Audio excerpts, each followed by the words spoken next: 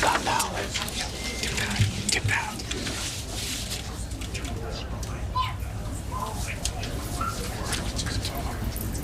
May it please your Majesty. The House of Commons has elected me their Speaker, though I am but little able to fulfill the important duties thus assigned to me. If in the performance of those duties I should at any time fall into error, I pray that the fault may be imputed to me and not to the House of Commons, whose servant I am, and who, through me, the better to enable them to discharge their duty to their king and country, humbly claim all their undoubted rights and privileges, especially that they may have freedom of speech in their debates, access to your Majesty's person at all seasonable times, and that their proceedings may receive from your Majesty the most favorable construction. Qu'il plaise à votre Majesté. La Chambre des communes m'a élu président. The House of Commons elected me president, and that I'd be able to do this. I was assigned. If, in executing my duties, I make a mistake, I'm asking that the fault must be sent to me and not to the Commons, for which I'm the servant, and trying to do the best. Their duties to the king of their country asks the recognition of their rights and privileges, notably freedom of speech in their debates, and also the access of the person of His Majesty in any convenient time, and asking that His Majesty interpret most favorably their deliberations.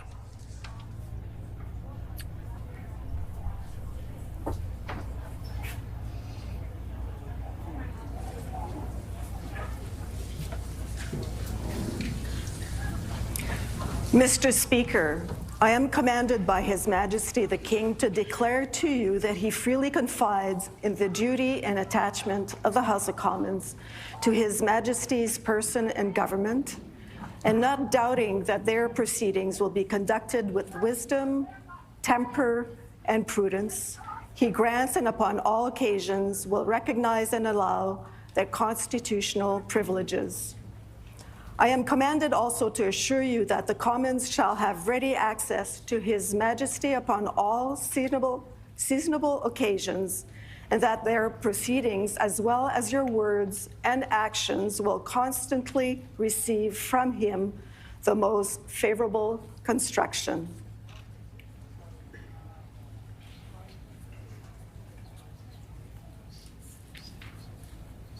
Monsieur le Président, Sa Majesté, le roi, me charge de vous dire qu'ayant pleine confiance makes me say to say he's got a full confidence in the loyalty and the attachment of the House of Commons with the government of His Majesty, doubting that the deliberations with wisdom, moderation, and prudence, and will be able to recognize those constitutional privileges. I am looking forward to make sure that the Commons will have all convenient access, free access to His Majesty, and that their deliberations and your acts and your words will always be interpreted on the most favorable way.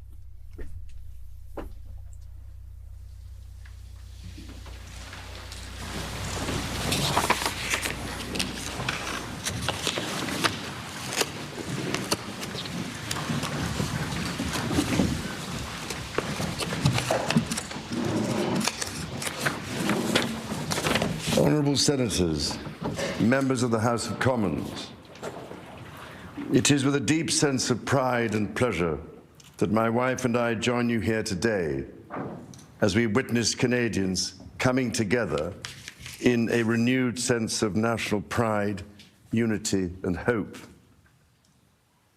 I would like to acknowledge that we are gathered on the unceded territory of the Algonquin and Anishinaabe people.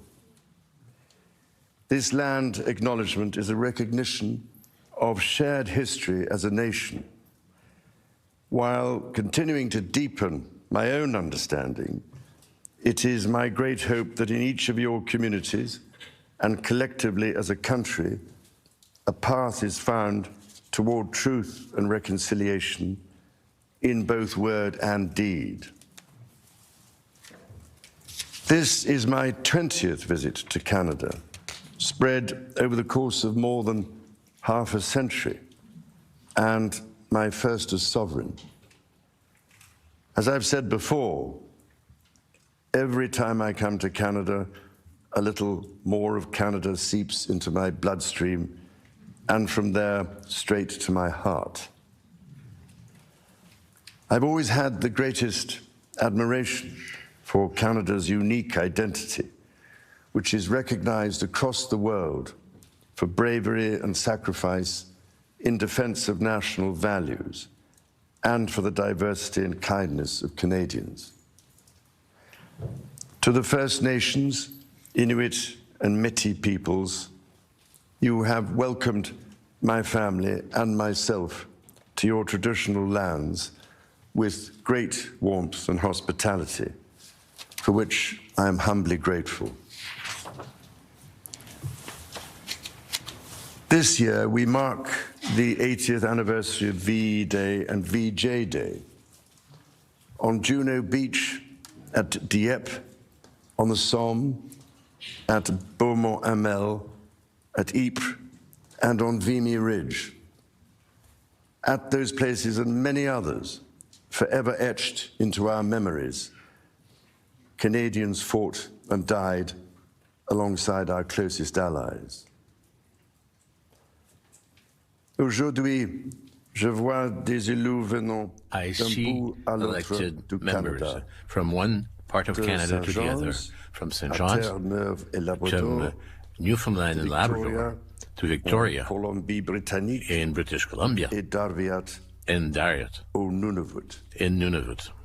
Je vois des I gardiens see des droits some et keepers of the libertés rights garantis and par guaranteed la Charte freedom canadienne. by the Canadian Charter.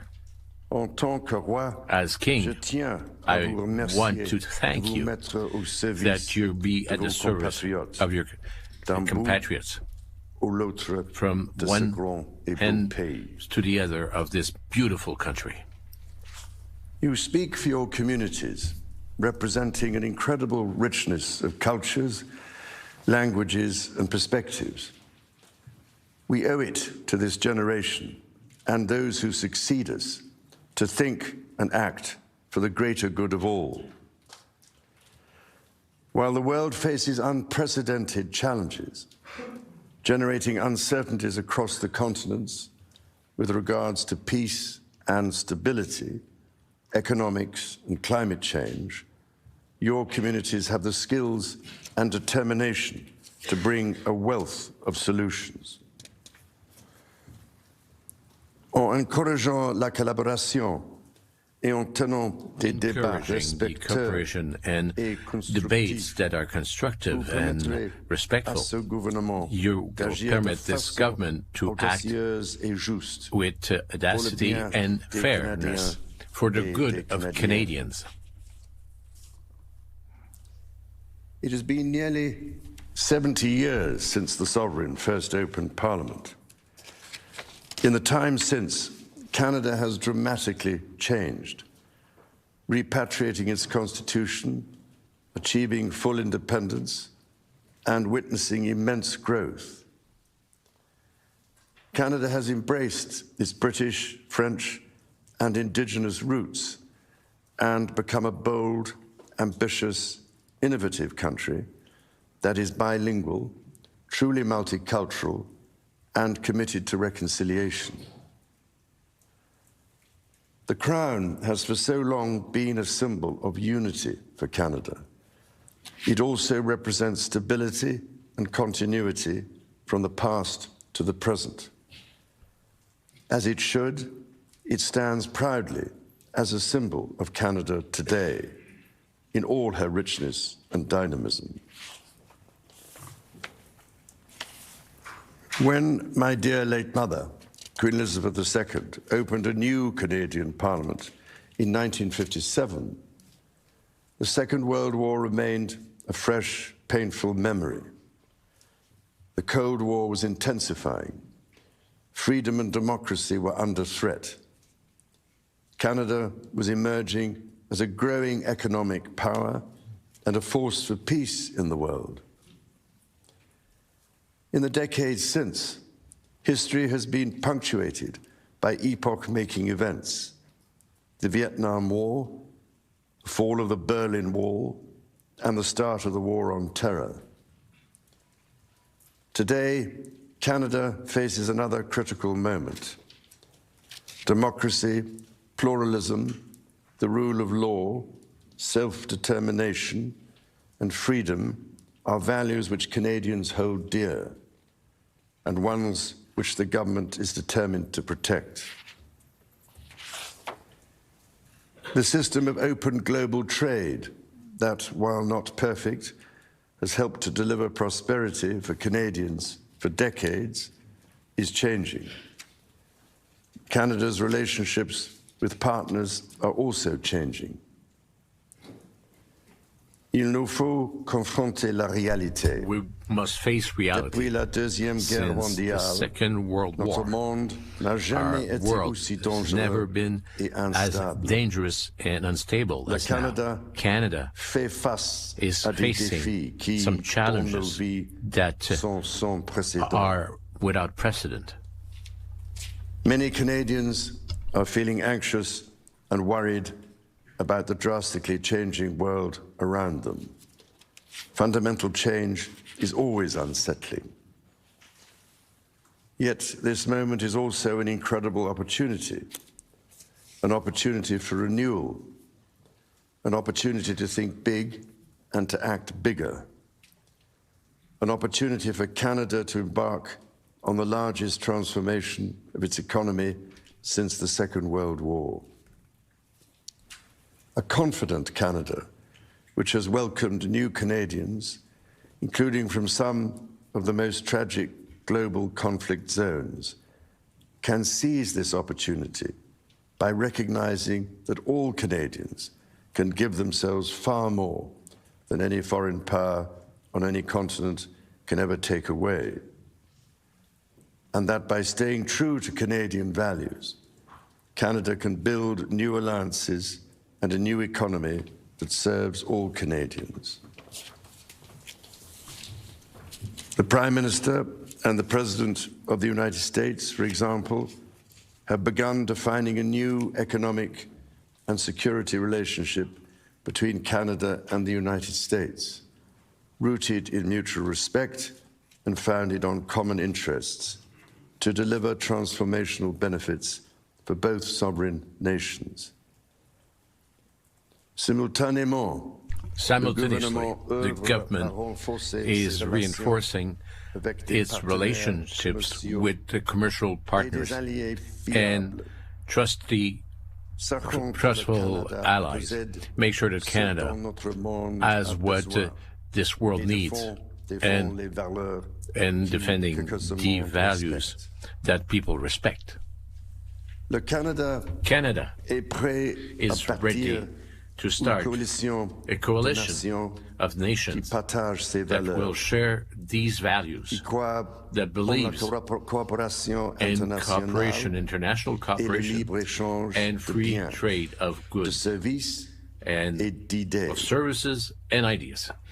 In this new world that evolves at a frenetic rhythm, Canada will show the road to follow. The demonstration will be made to when Canada will preside the summit of the G7. The government is guided by its conviction that the economy is only truly strong when it serves everyone. Many Canadians are struggling to get ahead. The government is responding, reducing middle-class taxes and saving two-income families up to $840 a year. It will cut the GST on homes at or under $1 million for first-time home buyers, delivering savings of up to $50,000. And it will lower the GST on homes between $1 million and $1.5 million. Le gouvernement assurera la pérennité will make sure that we have programs that already know that permits to families to save thousands of dollars a year. Notably, what goes for the medication, insurance, and also the dental services of Canada that will be accessible to 8 million Canadians, permitting to save more than $800 per year in average. The government's overarching goal, its core mission, is to build the strongest economy in the G7. That starts with creating one Canadian economy out of 13. Internal barriers to trade and labor mobility cost Canada as much as $200 billion each year. The government will introduce legislation to remove all remaining federal barriers to internal trade and labor mobility by Canada Day. Les premiers ministres de plusieurs provinces of many provinces and territories already took some measures to break the obstacles to interior commerce. The government will go on these progress to create, before Canada Day, a real system of free trade across the country.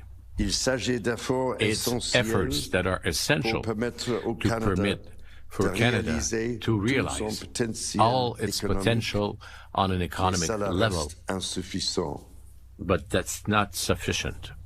To build Canada strong, the government is working closely with provinces, territories, and Indigenous peoples to identify and catalyze projects of national significance. Projects that will connect Canada, that will deepen Canada's ties with the world, and that will create high-paying jobs for generations. Given the pace of change and the scale of opportunities, speed is of the essence. Through the creation of a new major federal project office, the time needed to approve a project will be reduced from 5 years to 2, all while upholding Canada's world-leading environmental standards and its constitutional obligations to Indigenous peoples. The government will also strike cooperation agreements with every interested province and territory within 6 months to realize its goal of one project, one review. When Canadians come together, Canada builds things that last. To eliminate these obstacles that are slowing down the economy of Canada will bring a new era of growth, because with Canada will go over the commercial wars, but get stronger than ever. That will permit to become a superpower as far as the green energy, and to build a strategy, industrial strategy that will permit that Canada be more competitive on the international level while fighting the climate change. To build systems of good careers with specialized crafts, and to make Canada a turntable for science and innovation. Critically, The government will undertake a series of measures to help double the rate of home building while creating an entirely new housing industry, using Canadian technology, Canadian skilled workers, and Canadian lumber. The government will introduce measures to deliver affordable homes by creating Build Canada Homes. This mission-driven organization will act to accelerate the development of new affordable housing. It will invest in the growth of the prefabricated and modular housing industry, and it will provide significant financing to affordable home builders. The government will make the housing market work better, including by cutting municipal development charges in half for all multi-unit housing. The government will drive supply up to bring housing costs down. To be truly strong, Canada must be secure. To that end, the government will introduce legislation to enhance security at Canada's borders. Law enforcement and intelligence agencies will have new tools to stop the flow of fentanyl and its precursors. The Canada Border Services Agency will be given new powers to examine goods destined for export, to prevent the transport of illegal and stolen products, including cars. Le gouvernement protégera la souveraineté du Canada en rebâtissant, réarmant et réinvestissant dans les forces armées canadiennes. Canadian Armed Forces. Il stimulera l'industrie militaire canadienne en prenant part au plan Réarme Europe et contribuera ainsi avec des partenaires européens à la sécurité transatlantique. Et il investira pour renforcer sa présence dans le Nord. Alors que cette région, qui est partie intégrante de la nation canadienne, fait face à de nouvelles menaces. The government will discharge its duty to protect Canadians and their sovereign rights from wherever challenges may come at home or abroad. To keep communities safe, the government will hire 1,000 more RCMP personnel.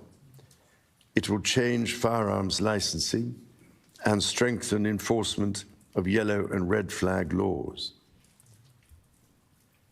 Weapons licenses for those convicted of intimate partner violence and those subject to protection orders will be revoked.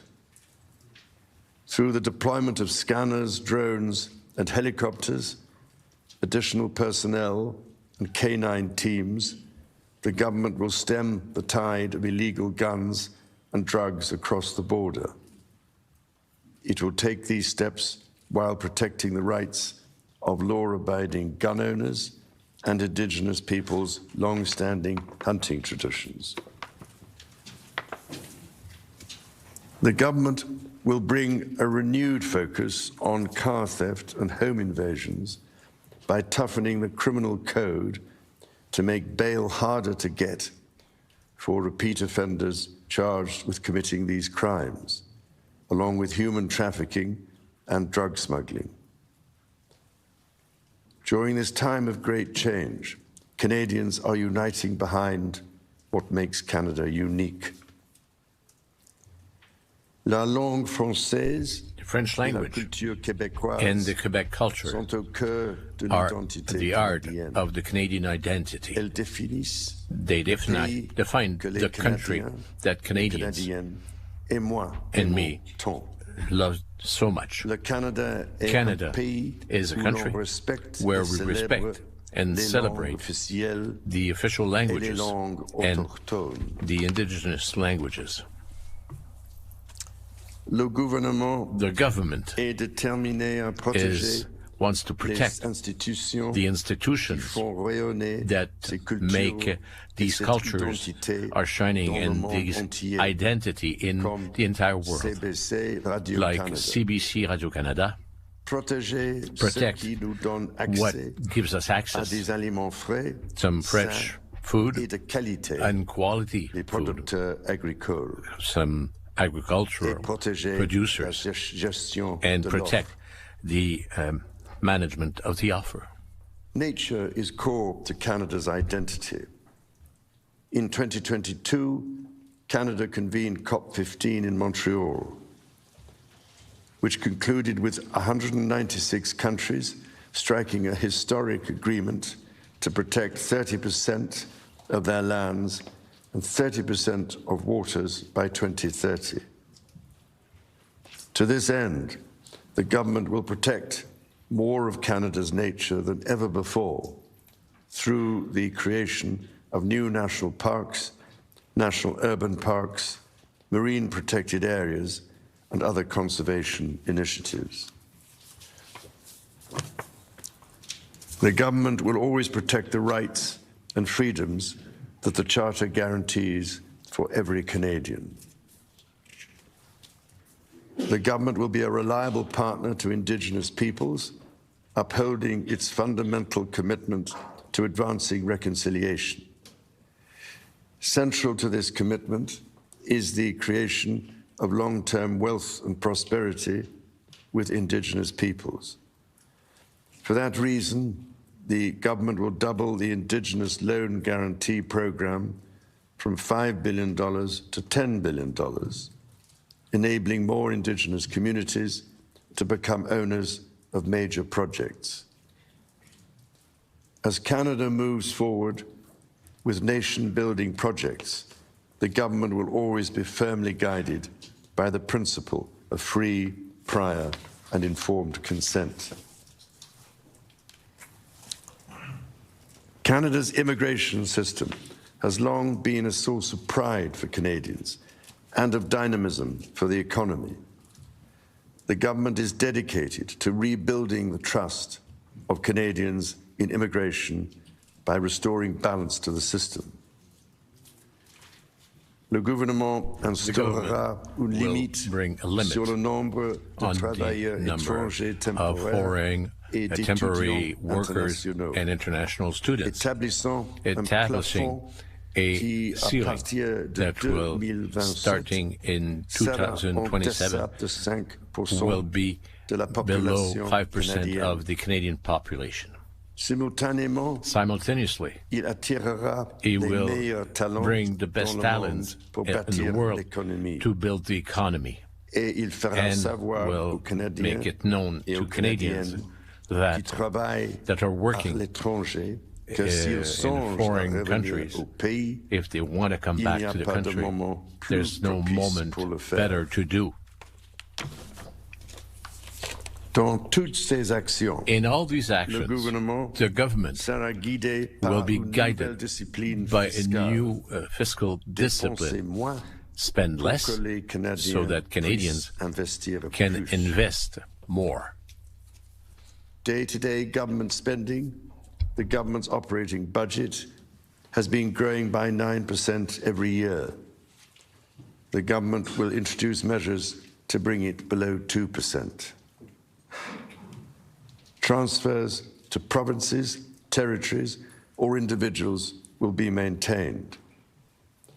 The government will balance its operating budget over the next 3 years by cutting waste, capping the public service, ending duplication, and deploying technology to improve public sector productivity.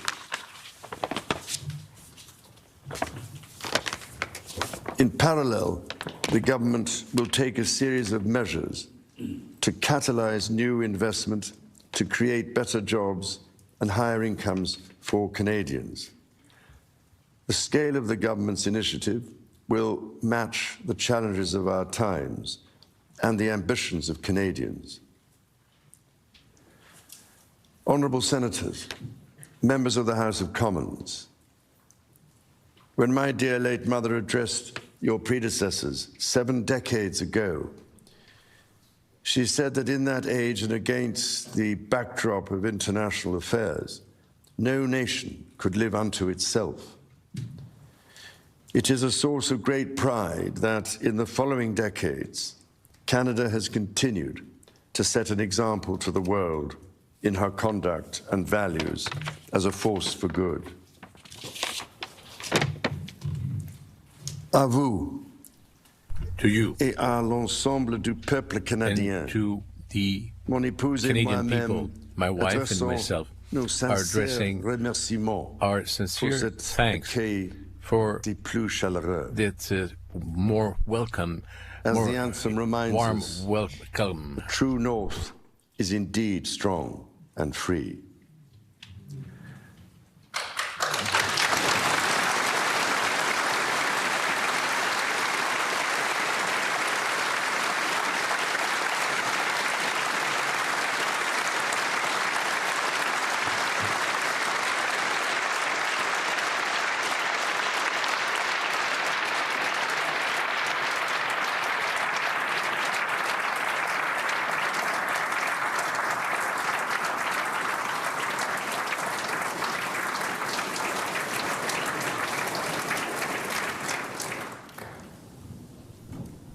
Members of the House of Commons, you will be asked to appropriate the funds to carry out the services and expenditures authorized by Parliament.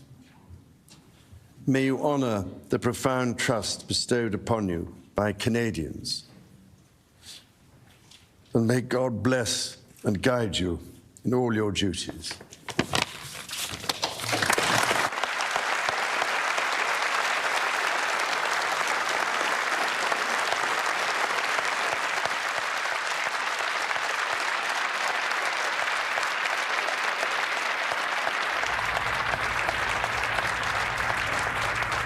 For the third time in this country's history since Confederation in 1867, our reigning monarch, King Charles, has delivered a speech from the throne that lasted about 27 minutes long.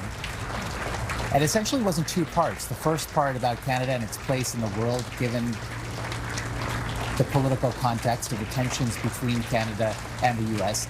And the second part, essentially, a synthesis or a summation of Liberal campaign commitments. And there was some interesting language that he used, Vassy, in this speech. I mean, it was a challenging speech in many ways because the king is not a political person. It's a apolitical role.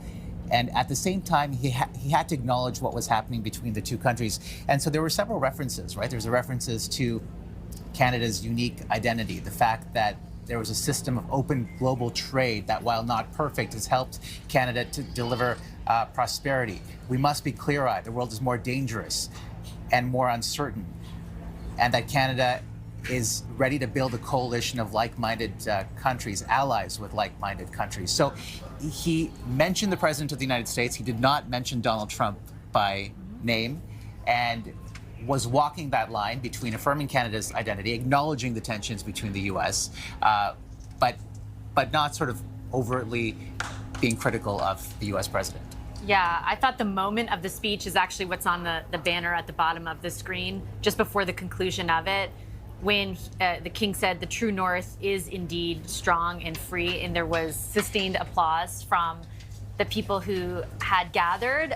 All the other things that we heard from him, even about the relationship with the United States, for example, were very much what we're used to hearing from this kind of newly minted government, but more specifically from the Prime Minister. For all the domestic policy he talked about, even Canada's kind of newfound position in the world. A lot of that is, of course, because he's delivering the government speech from the throne, very much what we're used to hearing. But it was those little moments, like you mentioned at the top, referencing the significance of Canada's unique national identity, and then the conclusion where he said, the true north is indeed strong and free. I think those are the moments that punctuated this speech, that made it significant in the way Canadians had been hoping it would be, which is against the backdrop of what the United States in Donald Trump has been threatening, this idea that we could be just taken over by them through economic force. Yes, Donald Trump has backed off all of that, but I think the words that the king spoke and the show of it all told a very different story. And I think that's why it's so fascinating to dissect the nuance in this speech. You're right. I mean, this is very much, as throne speeches have been throughout history, the government's message. It's outlined for its agenda in this 45th Parliament.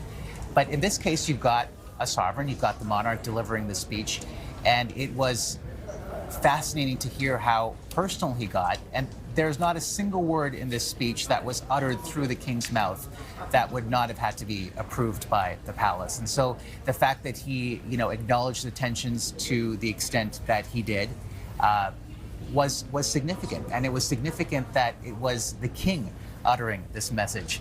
Of course, talking about the long history of the links between the British monarchy and Canada, and also bringing up his mother, the late Queen, at least a couple of times, and also talking about the fact that he himself has visited Canada 20 times, that this is his 20th visit. So really emphasizing on those links and acknowledging that Canada is facing unprecedented challenges. Again, we have to say this is the government's messaging, the government system, but the fact that he is saying those words is absolutely significant. And seeing them before the room of people that you see assembled there, right? You've got the current Governor General, former Governors General, the current Prime Minister standing to the left of the King, all the other former Prime Ministers who have assembled to hear this. The King will now, alongside the Queen, make his way out of the chambers to applause, as you can hear there. And MPs will once again assemble through the foyer, and he will sort of meet them in a procession or almost like in a receiving line on his way out of the building. There is one additional stop outside, and we'll talk about that in a moment because it's right behind us. But then ultimately they're headed back to England, just a short 24-hour trip. Our Mike Lefouture is actually in that foyer where the King is making his way out now. Mike.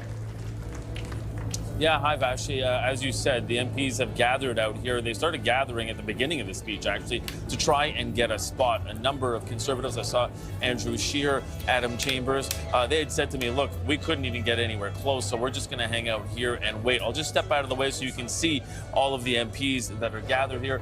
A number of people will recognize Evan Solomon there, newly minted minister, also former journalist. Yasha the Black Rod just going by. We're waiting for this procession, and a number of them you can see with their phones out, and obviously they are fans as well as being legislators here, waiting for the King, and he is just around the pillar over there. We understand he is shaking hands, it looks like, with a couple of the assembled MPs. Michael Barrett is over there, Conservative, and it looks like he's just going to be coming around right now. There he is with Queen Camilla, and a number of them reaching out their hand to shake. Charles de Souza right there, Liberal.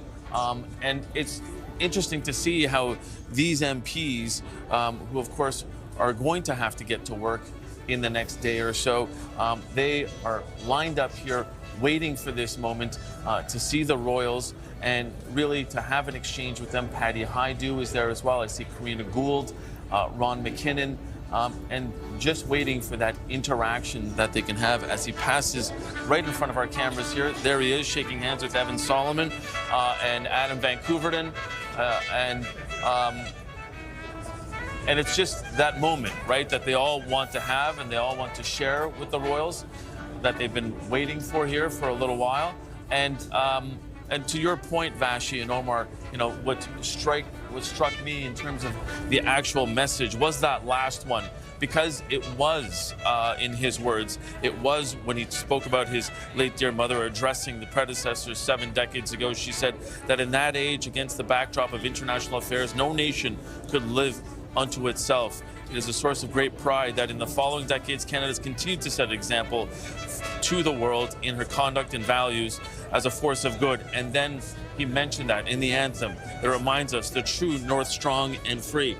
Something that I think, words that will resonate, and something that Canadians had been asking for. You'll remember when a number of people were commentating on the Prime Minister, Prime Minister Carney going over to London. I was there with him in that first trip, and we had asked, did you ask for King Charles to say something to Donald Trump basically back off and stop with the 51st state talk. And Carney said, no, it is understood. But clearly, this was something here that was put in this speech by King Charles that was, the collaboration with the palace and the Prime Minister's office, and a clear sign and a clear message about Canada and its sovereignty. Vassy, Omar? Mike, there's an interesting moment in the speech, and I don't know if this struck out to you, but he said the Prime Minister and the President of the United States, for example, have been defining a new economic and security relationship between Canada and the U.S., rooted in mutual respect and founded on common interest to deliver transformational benefits. But then he goes on to say, in parallel, the government is working to strengthen its relationship with reliable trading partners and allies around the world, recognizing that Canada has what the world needs and the values the world respects. The fact that he was able to acknowledge in those two paragraphs, or those, couple of sentences, that, look, there is a lot of commonality between Canada and the U.S., but if it can't happen, Canada is obviously forging its own path. Again, I do want to underline that this is the government's message, but it is coming in this case, for the third time in history, from a sovereign's mouth. What did you make of that statement? Yeah, and it's interesting, Omar, because this is something that you've been hearing from the Prime Minister, is trying to include and trying to continue to really strengthen that and chart this new path. I mean, he had said during the campaign so many times you lost count of it, and how the relationship between Canada and the United States will never be the same again. And that now, with this language, talking about charting that new relationship, is really trying to set the table. And I think we saw that in Washington, D.C., inside the Oval Office, where they talked about this relationship. You saw how President Donald Trump treated Prime Minister Mark Carney, and a clear reset of how they were going to try and go forward. But Prime Minister Mark Carney has been clear that relationship is no longer the same, that we do have to look beyond our borders and beyond that relationship that we've had with our southern neighbors, so reliant on them for trade and for so many other things. And that is what he's trying to do here, trying to diversify our trade. And that was why that first trip that I had spoken about when he became Prime Minister before the election, both to France and to London in the United Kingdom, to try and talk about how Canada could reach beyond our borders. Those two countries, obviously founding countries of our country, but also those typical allies and historical allies, to try and make sure that Canada does these new things. And one of the things that struck me about that trip, Omar, was that before that trip, Prime Minister Justin Trudeau's last trip overseas was to London, where there was talk for rearming Ukraine and trying to help them. And Prime Minister Trudeau was asked point blank whether or not Canada would be part of that coalition of the willing, and he didn't really give a straight answer to it. And then when we asked that same question of Prime Minister Mark Carney when he was in there as Prime Minister and leader of Canada, and when he met with Keir Starmer and then Emmanuel Macron, and he said yes, Canada would be. So a very clear message that Mark Carney is going to do things differently, and he wants to chart this new path and really look for new alliances on the world stage. Omar, Vassy? Yeah, we're just looking inside as MPs, kind of like a rock concert or something, lined up to shake hands with the King and the Queen in a fashion we certainly don't normally see them doing so. All of them very excited, many of them pulling out their phones to take pictures. The King and Queen, the Prime Minister, and a number of other dignitaries will now head over to the War Memorial, which is actually where Omar and I are, and just behind us at the Tomb of the Unknown Soldier. They will lay a wreath before departing ultimately for the airport. I want to talk a little bit more about the content of the speech. Corey Tonight, Scott Reed, and Kathleen Monk are here to help us do that. Kathleen, what stood out to you?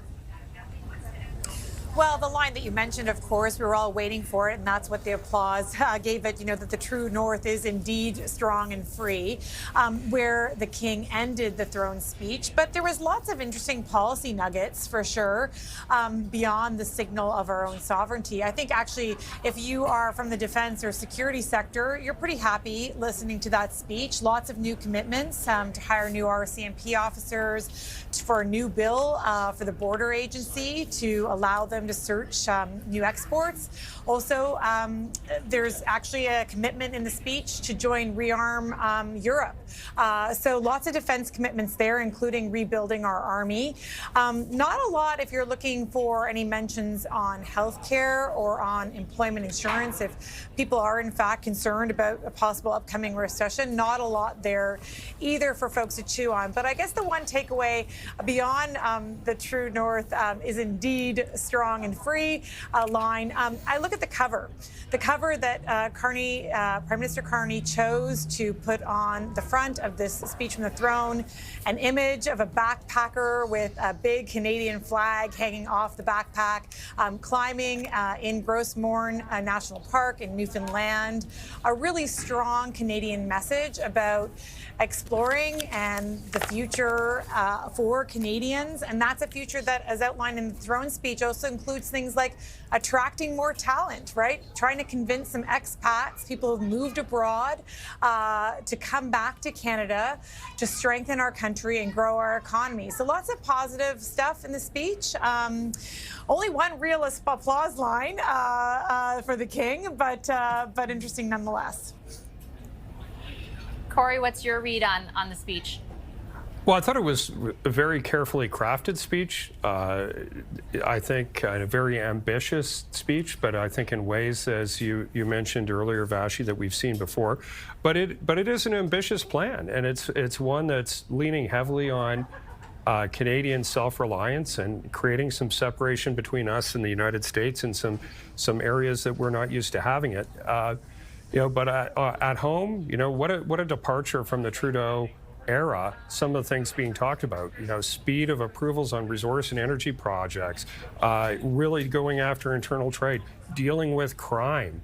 These are not themes that you're used to hearing. I guess some commonality around housing and areas like that, but spending restraint, trying to bring spending from 9% down to 2%. Well, boy, oh boy, that's not something that you heard in the Trudeau era. And then if you're looking at the things from abroad, I agree with the things that Kathleen was saying around defense spending. But when you're talking about diversification of trade, when you're talking about alliances and diplomacy, it really is about Canada charting a very different course than what we've seen, not just in the last Liberal government, but in the last 50 years. Scott, what about you? I thought that, Corey, I was looking at listening to the speech and looking at the reaction from, at moments, former Prime Minister Justin Trudeau, but also former Prime Minister Stephen Harper. There was more in the speech, I felt like, that you would have heard from Prime Minister Harper back in the day than you might have from Prime Minister Trudeau. It's not surprising that it feels different than the Trudeau government. Mark Carney campaigned and came to power almost entirely on the basis that he represented change. But I want to go to the big thing. And the big thing is our relationship with the United States. The big thing is what would the king say? And even in the veiled vocabulary of the king, I thought this was pretty forceful and direct. And I would point out two specific words, two words that I think were quite deliberately chosen and that provided enormous emphasis. And we've talked about the passage at the end, right? It's the True North is indeed strong and free. It's the placement of the word indeed. That is a flashing siren toward the United States.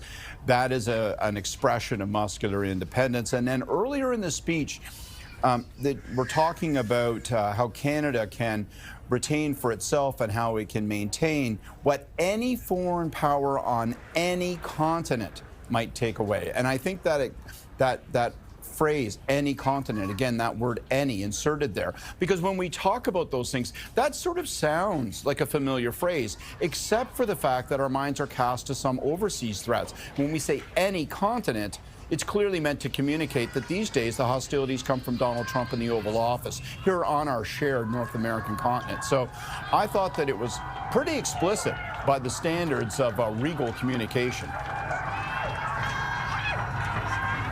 Yeah, I couldn't agree more. All right, thank you so much. Not sure if I heard Corey wanting to say something. Corey, did you want to add something? Well, I was going to point out that maybe the fourth Liberal term is actually a fourth Harper term in terms of many of the things that you say in there. Let's not get carried away here, okay? The King's still in town. But I was quite pleased with it. All right, we'll let you guys continue that conversation and join you back hopefully in a few minutes' time. Corey, Kathleen, Scott, thanks so much. You see here live pictures of the Governor General and her husband, Whit Fraser, emerging from the Senate and now making their way to the National War Memorial behind me. And the Majesties will be laying a wreath at the tomb of the unknown soldier. It is, by the way, the 25th anniversary of that Tomb of the Unknown Soldier, so that will be happening in a few minutes' time. But let's head back into the Senate, where CTV's Michael Couture is standing by, speaking with a couple of MPs. And what are they telling you, Mike, about their reaction to what the King had to say? Yeah, it's interesting, Omar, because I'm here with Michael Barrett, who was one of the first in line there to greet the King and Queen. And so what was that interaction like? What did you say to them? Well, it was really exciting to meet their Majesties and King Charles. He asked about the opening of Centre Block and was interested in when we'd return to the permanent home of the House of Commons and the Senate. And I said, we expected in 2031, and that I said, perhaps a break in protocol. I invited him to open Parliament in 2031, and he said he'd like to do that. So that's fantastic. So obviously a historic moment. I want to dig into the speech a little bit. What did you think of it? First of all, what was in there that you thought made sense, and what was missing from it in your mind?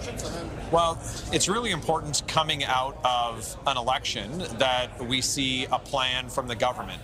Now, it's, I think, great to have His Majesty here to read the speech from the throne, but that speech is not a plan.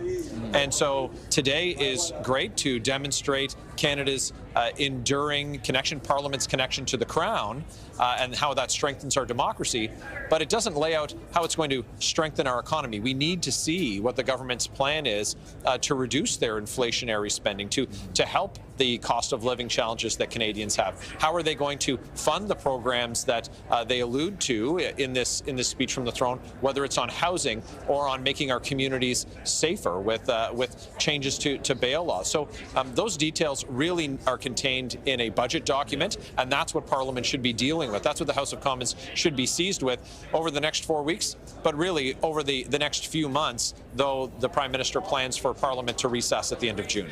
Yeah, and I know that the Prime Minister had also talked about how those calculations could be changed by meetings at NATO coming up in June. I wanted to ask you, because we had François-Philippe Champagne, the finance minister here, who said he's looking forward to a new sense of collaboration and really calling on all opposition parties to join them in really trying to unite the country behind them. And you saw in the throne speech a number of initiatives, especially the tough on crime stuff, that almost look conservative platform-esque.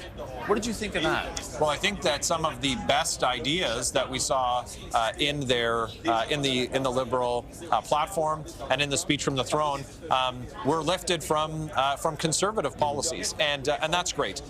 If they want to take on those common sense Canada First policies, that's fantastic, and we want to see the legislation, and that's why seeing a budget would be so helpful in us being able to predict which measures we can support the government on. And the bottom line on that is what makes sense, what puts Canadians first, that helps restore that affordability, that helps bring down that cost of living, that helps make houses more affordable, that helps make our streets safer, restores that promise of Canada. Those are areas they're going to find historic and profound cooperation, while we're still maintaining our important job, our constitutional obligation to hold the government to account. Before I wrap it up, I want to ask you, the throne speech as you see it now, will it get Conservative support?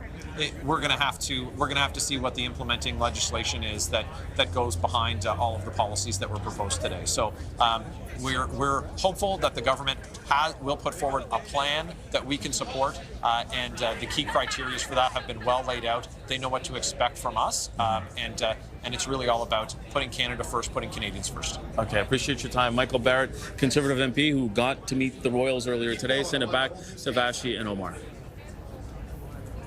All right, Mike, thank you so much. And again, live pictures here in the country's capital, the nation's capital. There you see a shot of the Governor General. Before that, the Prime Minister and his wife, Mark Carney and Diana Carney, making their way now to the National War Memorial, which is directly behind where Vassy and I are broadcasting from this morning.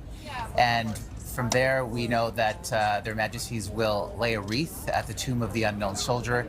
That will be happening in just a few minutes' time. Let's just take a moment to listen in and try to make out a little bit of what the Prime Minister is saying as he greets quite a sizable crowd here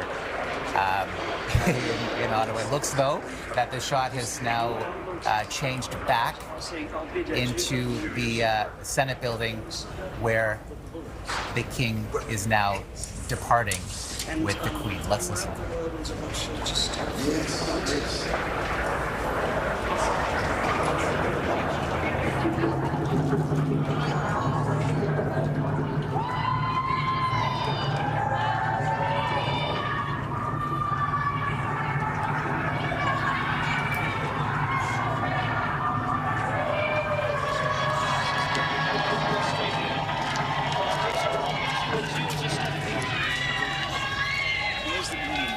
Just up here to the left. Just come on the road. Your Majesty's office you Just more space. Guys, give us more space. I don't need two cameras, I just need one.